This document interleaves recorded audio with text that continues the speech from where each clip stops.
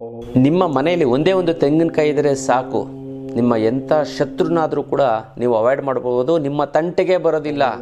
ಈ ಹೋಳಿ ಹುಣ್ಣಿಮೆ ದಿನ ಇದನ್ನು ಮಾಡಿ ಅದಲ್ಲ, ಅದ್ರ ಬಗ್ಗೆ ತುಂಬ ತಿಳಿಸ್ಕೊಡ್ತೀನಿ. ಅದಕ್ಕಿಂತ ಮುಂಚೆ ವಿನಯ್ ಯೋಗಿ ಗುರೂಜಿ ಅನ್ನೋಂಥ ಯೂಟ್ಯೂಬ್ ಚಾನಲ್ ಸಬ್ಸ್ಕ್ರೈಬ್ ಆಗಿ, ಎಷ್ಟು ಹೊಸ್ದಾಗಿ ಸಬ್ಸ್ಕ್ರೈಬ್ ಆಗಿತ್ತು ಅಂದರೆ ಬೆಲ್ ಬಟನ್ ಒತ್ತಿ. ಎಷ್ಟೊಂದು ಜನಕ್ಕೆ ಬರ್ತಾಯಿಲ್ಲ, ವಿಡಿಯೋ ಬರ್ತಾಯಿಲ್ಲ ಗುರೂಜಿ, ಹುಡುಕಿ ಸಾಕಾಯಿತು ಅಂತ ಹೇಳ್ತಾರೆ. ಅದು ಸಬ್ಸ್ಕ್ರೈಬ್ ಮತ್ತು ಆಲ್ ಅನ್ನೋಂಥ ಬಟನನ್ನು, ಗಂಟೆ ಬಟನನ್ನು ಒತ್ತಿ. ಮತ್ತು ಇನ್ಸ್ಟಾಗ್ರಾಮಲ್ಲೂ ಕೂಡ ವಿನಯ್ ಯೋಗಿ ಗುರೂಜಿ ಅಂತ ಹಾಕ್ಬಿಟ್ಟು ಅಲ್ಲಿ ಫಾಲೋ ಮಾಡಿ ಖಂಡಿತವಾಗ್ಲೂ. ಮತ್ತು ಈ ಫೇಸ್ಬುಕ್ಕಲ್ಲೂ ಕೂಡ ಇದೆ, ಅಲ್ಲಿ ಬೇರೆ ಬೇರೆ ಥರ ರೀತಿಯಾದಂಥ ಒಂದು ಮಾಹಿತಿಗಳು ನಿಮಗೆ ಸಿಗ್ತಾ ಹೋಗುತ್ತೆ ನನ್ನ ಬಗ್ಗೆ, ಮತ್ತು ನಾನು ತಿಳಿಸ್ಕೊಡೋಂಥ ಒಂದು ವಿಚಾರದ ಬಗ್ಗೆ.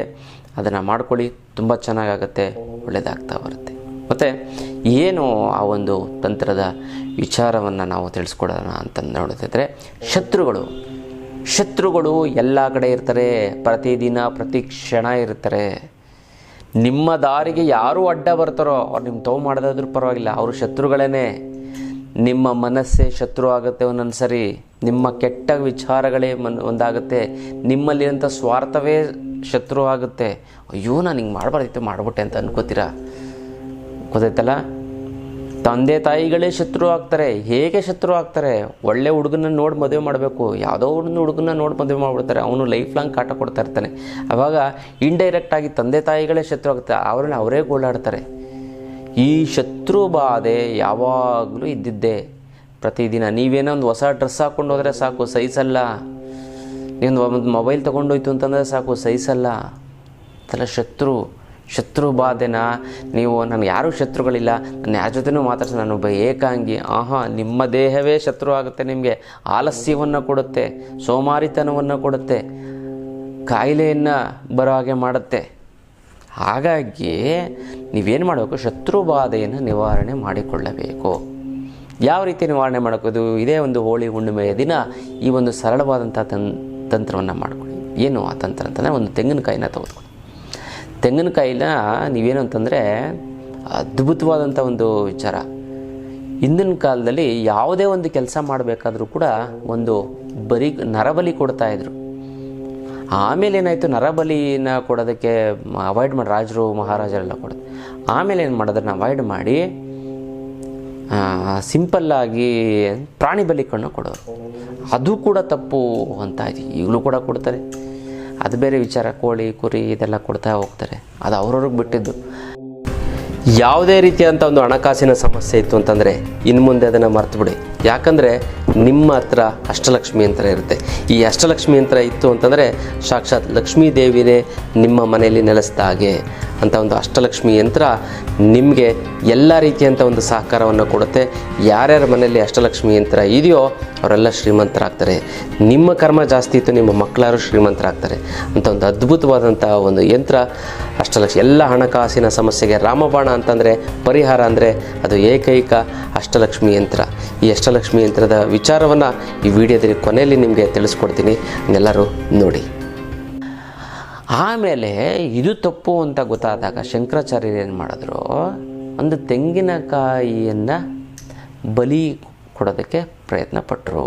ಒಂದು ತೆಂಗಿನಕಾಯಿ ಗೊತ್ತಲ್ಲ, ಈ ತೆಂಗಿನಕಾಯಿ ನೀವು ಏನೇ ಒಂದು ಕೆಲಸ ಮಾಡಬೇಕಾದ್ರೂ ಕೂಡ ನೋಡಿ, ತೆಂಗಿನಕಾಯಿ ಬೇಕೇ ಬೇಕು. ಯಾಕೆಂದರೆ ಕೆಲಸ ಆಗಲಿ ಅಂತ ನೀವು ಸಂಕಲ್ಪ ಮಾಡ್ಕೊಂಡು ಹೋಗ್ತೀರಾ, ತೆಂಗಿನಕಾಯಿ ತೊಗೊಂಡು ಹೋಗ್ತೀರಿ. ಏನಕ್ಕೆ? ಎಷ್ಟೊಂದು ಜನಕ್ಕೆ ಗೊತ್ತಿಲ್ಲ, ಅದನ್ನು ಹೊಡೆದ್ರೆ ಬಲಿ ಕೊಟ್ಟಂಗೆ ಅದು, ಗೊತ್ತಾಯ್ತಲ್ಲ. ಅಂದರೆ ಇನ್ನೊಂದು ಭಾಳಷ್ಟು ಜನ ಬೇರೆಯವ್ರಿಗೆಲ್ಲ ನೀವೇ ಹೊಡೀರಿ ತೆಂಗಿನಕಾಯಿನ. ಯಾರು ಸಂಕಲ್ಪ ಮಾಡ್ಕೋಬೇಕು ಅಂತ ಇದ್ದೀರೋ ಅವರೇ ಹೊಡೀರಿ, ಕುಟುಂಬದ ಹೆಡ್ಡು ಅವರೇ ಹೊಡಿಬೇಕು. ಯಾಕಂದರೆ ನಿಮ್ಮಲ್ಲಿರೋಂಥ ನೆಗೆಟಿವ್ ಎನರ್ಜಿ ಆ ತೆಂಗಿನಕಾಯಿಗೆ ಟ್ರಾನ್ಸ್ಫರ್ ಆಗಿ ಹಿಂಗೆ ಹೊಡೆದಾಗ ಅದು ಸೀಳೆ ಹೊಡೆಯುತ್ತೆ, ಅದು ಬಲಿ, ಗೊತ್ತಾಯ್ತಲ್ಲ. ಯಾವ ಬಲಿ? ತೆಂಗಿನಕಾಯಿಯ ಒಂದು ಬಲಿಯನ್ನು ಕೊಡಬೇಕು ನೀವು ಯಾವುದೇ ಒಂದು ಕೆಲಸ ಸಕ್ಸಸ್ ಆಗಬೇಕು ಅಂತಂದರೆ. ಈ ಒಂದು ಹುಣ್ಣಿಮೆ ದಿನ ನೀವೇನು ಮಾಡಬೇಕು, ಒಂದು ತೆಂಗಿನಕಾಯಿ ತೆಗೆದುಕೊಂಡು ಅದರಲ್ಲಿ ಒಂದು ಕಪ್ಪು ಬಣ್ಣ ಅಥವಾ ಕಪ್ಪು ಮಸಿಯನ್ನು ತೆಗೆದುಕೊಂಡು ಜುಟ್ಟೆಲ್ಲ ಫುಲ್ಲು ತೆಗೆದುಬಿಡಿ. ಫುಲ್ಲು ಮೇಲ್ಗಡೆ ಅಂತ ಜುಟ್ಟನ್ನು ಕಟ್ ಮಾಡಿ ಬಿಸಾಕಿ ಹೇಳ್ತೀನಿ, ಗೊತ್ತಾಯ್ತಲ್ಲ. ನೋಡಿ, ಅದಕ್ಕೆ ತೆಂಗಿನಕಾಯಿ ಅಂತಂದರೆ ಮೇಲೆ ಜುಟ್ಟು, ಮನುಷ್ಯನ ಜುಟ್ಟು, ತೆಂಗಿನಕಾಯಿ ತಲೆ ಅಂತ ಹೇಳ್ತಾರೆ. ಅದನ್ನು ನೀವೇನು ಜುಟ್ಟು ಗಿಟ್ಟು ಎಲ್ಲ ತೆಗೆದು ಫುಲ್ಲು ಒಳ್ಳೆ ಶೇವ್ ಮಾಡ್ದಂಗೆ ಇರಬೇಕು, ಒಳ್ಳೆ ರೌಂಡ್ ಉಂಡೆ ಥರ ಇರಬೇಕು. ಆಮೇಲೆ ನೀವೇನು ಮಾಡಬೇಕು ಅಂತಂದರೆ ಸ್ವಲ್ಪ ಒಂಚೂರು ಸ್ಯಾಂಡ್ ಪೇಪರ್ ತೊಗೊಂಡು ಉಜ್ಜಿದ್ರು ನೋಡಿ, ಫುಲ್ ನೈಸ್ ಇರಬೇಕು. ಅಥವಾ ಒಂಚೂರು ಬೆಂಕಿಲಿ ಹಾಕಿ ಹಿಂಗೆ ದೀಪದಲ್ಲಿ ಹಿಂಗೆ ಹಿಡ್ಕೊಂಡು ಎಲ್ಲ ಸುಟ್ಟೋಗ್ಬಿಡ್ತದೆ, ಕೂದಲೆಗಳೆಲ್ಲ ಅದ್ರ ಮೇಲೆ ಇರೋಂಥದ್ದು ಕೂದಲೆಲ್ಲ ಆಮೇಲೆ ಆ ಕಣ್ಣು ಇರುತ್ತಲ್ಲ 3 ಕಣ್ಣು, ಆ 3 ಕಣ್ಣನ್ನು ಹೋಲ್ ಮಾಡಿ, ಏನೋ ಸ್ಕ್ರೂ ಡ್ರೈವರ್ ಕಟಿಂಗ್ ಪ್ಲೇಯರ್ ತೊಗೊಂಡು, ಕಟಿಂಗ್ ಪ್ಲೇಯರ್ ಬೇಡ, ಸ್ಕ್ರೂ ಡ್ರೈವರ್ ತೊಗೊಂಡು ತೂತು ಮಾಡಿ ನೀರೆಲ್ಲ ಆಚೆ ತೆಗೀರಿ.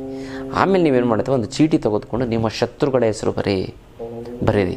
ಅಥವಾ ನಿಮ್ಗೆ ಯಾರು ಶತ್ರುಗಳ ಹೆಸರು ಗೊತ್ತಿಲ್ಲ, ನಿಮ್ಗೆ ಗೊತ್ತೇ ಇರಲ್ಲ, ಜೊತೆಲೇ ಇರ್ತಾನೆ, ಅವನು ಶತ್ರು ಅಂತ ಗೊತ್ತಿರಲ್ಲ, ಬಟ್ ಅವ್ನು ತೊಂದರೆ ಕೊಡ್ತಾ ಇರ್ತಾನೆ. ಆಮೇಲೆ ಒಂದಿನ ಗೊತ್ತಾಗುತ್ತೆ. ಅಂಥ ಶತ್ರು ಅವಾಯ್ಡ್ ಮಾಡಬೇಕು ಅಂತಂದ್ರೆ ಕೂಡ ಮಮ ಶತ್ರು ಸಂಹಾರಣಾಯ ಸ್ವಾಹ ಅಂತ ಬರೆದ್ಬಿಟ್ಟು ನಿಮ್ಮ ಯಾರ್ಯಾರ ಶತ್ರುಗಳ ಹೆಸರು ಬದ ಆ ತೂತು ಒಳಗಡೆ ಹಾಕಬೇಕು. ಗೊತ್ತಲ್ಲ, ತೆಂಗಿನಕಾಯಿನ ತೊಗೊಂಡು ತೂತು ಒಳಗಡೆ ಹಾಕಿ ಆಮೇಲೆ ನೀವೇನು ಮಾಡಬೇಕು ಅಂತಂದರೆ ಅದನ್ನು ನೀವು ಯಾವುದಾದ್ರು 3 ದಾರಿ ಕೂಡ ಜಾಗದಲ್ಲಿ ಒಂದು ಕಲ್ಲನ್ನು ಇಟ್ಟು ಹೊಡೀರಿ. ಅಥವಾ ಸೈಡಲ್ಲೆಲ್ಲರೂ ತೆಗೆದುಕೊಂಡು ಹೋಗಿ ಒಂದು ಕಲ್ಲಲ್ಲಿ ತೊಗೊಂಡು ಯಾವ್ದಾದ್ರು ಮರದ ಕೆಳಗಡೆ ಹೊಡೀರಿ. ಅಥವಾ ದೇವಸ್ಥಾನದ ಮುಂದೆನಾದ್ರು ಕೂಡ ಹೊಡಿಬೋದು. ಯಾಕಂದರೆ ಚೀಟಿ ಯಾರು ನೋಡಿದ್ರೆ ಕಷ್ಟ ಅಂತ ಒಂದು ಉದ್ದೇಶಕ್ಕೋಸ್ಕರ ನಾವೇನು ಮಾಡ್ತೀವಿ ಅಂತಂದರೆ ಯಾವ್ದಾದ್ರು ಒಂದು ಮೂಲೆಯಲ್ಲಿ ಒಂದು ಕಲ್ಲು ಇಟ್ಬಿಟ್ಟು ಆ ಕಲ್ಲು ಮೇಲೆ ಹಿಡ್ಗಾಯಿ ಹೊಡೆದಂಗೆ ಪಟ್ ಅಂತ ಹೊಡೀರಿ. ಅದು ಸೀಳ್ಬಿಡುತ್ತೆ. ಎಷ್ಟು ಚೆನ್ನಾಗಿ ಸೀಳುತ್ತೋ ಅಷ್ಟು ಚೆನ್ನಾಗಿ ನಿಮ್ಮ ಶತ್ರುಗಳು ದೂರ ಆಗ್ತಾರೆ ಅಂತ.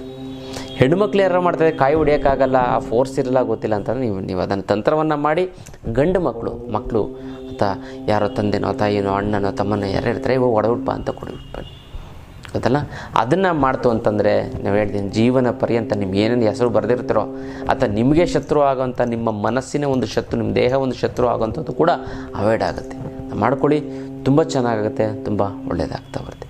ಇದು ವಿಶೇಷವಾದಂಥ ಒಂದು ತಂತ್ರದ ವಿಚಾರ. ಇನ್ನು ಬರಬೇಕಾಗಿರೋ ದುಡ್ಡು ಬರ್ತಾ ಇಲ್ಲ ಅಂದರೆ, ಕೊಡೋರಿಗೆ ಕೊಡೋಕ್ಕಾಗ್ತಾ ಇಲ್ಲ ಅಂದರೆ, ಸಿಕ್ಕಾಪಟ್ಟೆ ಸಾಲ ಆಯಿತು ಅಂದರೆ, ಗುರುಗಳೇ ದುಡ್ಡು ನೀರು ಥರ ಖರ್ಚಾಗ್ತಾಯಿದೆ ಗುರುಗಳೇ, ಏನು ಮಾಡೋದು ಅನ್ನೋದೇ ಗೊತ್ತಾಗ್ತಾ ಇಲ್ಲ ಅಂದರೆ ಅದಕ್ಕೆಲ್ಲ ತಲೆನೇ ಕೆಡಿಸ್ಕೊಬಿಡಿ. ಇದಕ್ಕೆಲ್ಲ ಏಕೈಕ ರಾಮಬಾಣ ಅಂದರೆ ಅಷ್ಟಲಕ್ಷ್ಮಿ ಯಂತ್ರ. ಈ ಅಷ್ಟಲಕ್ಷ್ಮಿ ಯಂತ್ರ ಮನೆಯಲ್ಲಿ ಪ್ರತಿಷ್ಠಾಪನೆ ಮಾಡಿ ಅದೆಂಥದ್ದೇ ಸಮಸ್ಯೆ ಇದ್ದರೂ ಕೂಡ, ಹಣಕಾಸಿನ ಸಮಸ್ಯೆ ಇದ್ರೂ ಕೂಡ ಖಂಡಿತ ನಿವಾರಣೆ ಆಗಿಬಿಡುತ್ತೆ, ಗೊತ್ತಲ್ಲ. ಇನ್ನು ಭಾಳಷ್ಟು ಜನಕ್ಕೆ ಗುರುಗಳೇ ನಿಮಗೆ ಸಾಲ ಏನಿಲ್ಲ ಗುರುಗಳೇ, ಅದನ್ನು ಸೈಟ್ ತೊಗೊಳಕ್ಕಾಗ್ತಾಯಿಲ್ಲ, ಮನೆ ಕಟ್ಟೋಕ್ಕಾಗ್ತಿಲ್ಲ, ಮಕ್ಕಳಿಗೆ MBA ಅದು ಇದು ಮಾಡಬೇಕು ಅಂತಂದರೆ ಓದ್ಸೋಕ್ಕಾಗ್ತಾಯಿಲ್ಲ ಗುರುಗಳೇ. ನಮ್ಮ ಫ್ರೆಂಡ್ಸು ರಿಲೇಟಿವ್ಸ್ಗೆಲ್ಲ ನಾವು ಬುದ್ಧಿ ಈ ಜೀವನದಲ್ಲಿ ಮುಂದೆ ಬಂದಂಥ ಅವ್ರು ಇವಾಗ ಚೆನ್ನಾಗಾಗ್ಬಿಟ್ಟು ಒಡವೆಗಳೆಲ್ಲ ಮಾಡಿಸ್ಕೊಂಡು ಫಾರಿನ್ ಟ್ರಿಪ್ಗೆಲ್ಲ ಹೋಗಿ ತುಂಬ ಚೆನ್ನಾಗಿದ್ದಾರೆ ಗುರುಗಳೇ. ಬಟ್ ನಾವಿನ್ನೂ ಹಂಗೆ ಇದ್ದೀವಿ ಗುರುಗಳೇ, ಏನು ಮಾಡೋದು ಅನ್ನೋದೇ ಗೊತ್ತಾಗ್ತಾ ಇಲ್ಲ. ಅಂಥವ್ರಿಗೂ ಕೂಡ ಏಕೈಕ ರಾಮಬಾಣ ಅಂದರೆ ಅಷ್ಟಲಕ್ಷ್ಮಿ ಯಂತ್ರ.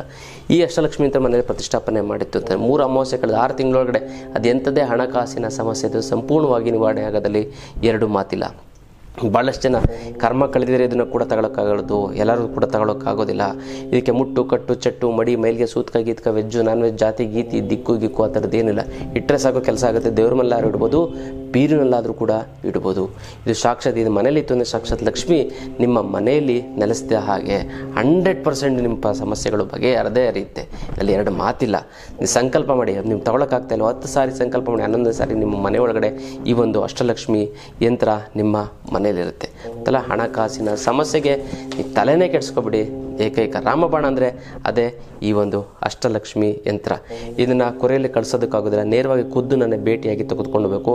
ಅಥವಾ ಒಳ್ಳೆಯ ವ್ಯಕ್ತಿಗಳನ್ನು ನಿಮ್ಮ ಕಡೆಯನ್ನು ಕಳಿಸಿ, ನಾನು ಅವ್ರಿಗೆ ಕೊಟ್ಟು ಕಳಿಸ್ತೀನಿ, ಅವರು ನಿಮಗೆ ನೇರವಾಗಿ ನಿಮಗೆ ಮನೆಯೆಲ್ಲ ತಲುಪಿಸ್ತಾರೆ. ಅಲ್ಲ, ವಿಶೇಷವಾದಂಥ ಒಂದು ಯಂತ್ರ ಅಷ್ಟಲಕ್ಷ್ಮಿ ಯಂತ್ರ. ಇದು ನಿಮ್ಮ ಎಲ್ಲ ಸಮಸ್ಯೆಗಳನ್ನು, ನಿಮ್ಮ ಹಣಕಾಸಿನ ಸಮಸ್ಯೆಗಳ ಫುಲ್ ಸ್ಟಾಪ್ ಇಡುವಂಥದ್ದು ಅದ್ಭುತವಾದಂಥ ಒಂದು ಯಂತ್ರ ಈ ಒಂದು ಅಷ್ಟಲಕ್ಷ್ಮಿ ಯಂತ್ರ. ಪ್ರತಿಷ್ಠಾಪನೆ ಮಾಡಿ ನಿಮ್ಮ ಜೀವನವನ್ನು ಬದಲಾವಣೆ ಮಾಡಿಕೊಳ್ಳಿ. ನೀವು ಜೀವನದಲ್ಲಿ ಏಳಿಗೆ ಅನ್ನೋದು ಶ್ರೀಮಂತರಾಗಿ ಅಂತ ಹೇಳ್ತಾ ಇದ್ದೀವಿ. ಜೀವನದ ಸಮಸ್ಯೆಗೆ ವಿಶೇಷವಾದಂಥ ಕ್ಲಾಸನ್ನು ಅಟೆಂಡ್ ಮಾಡ್ತೀವಿ.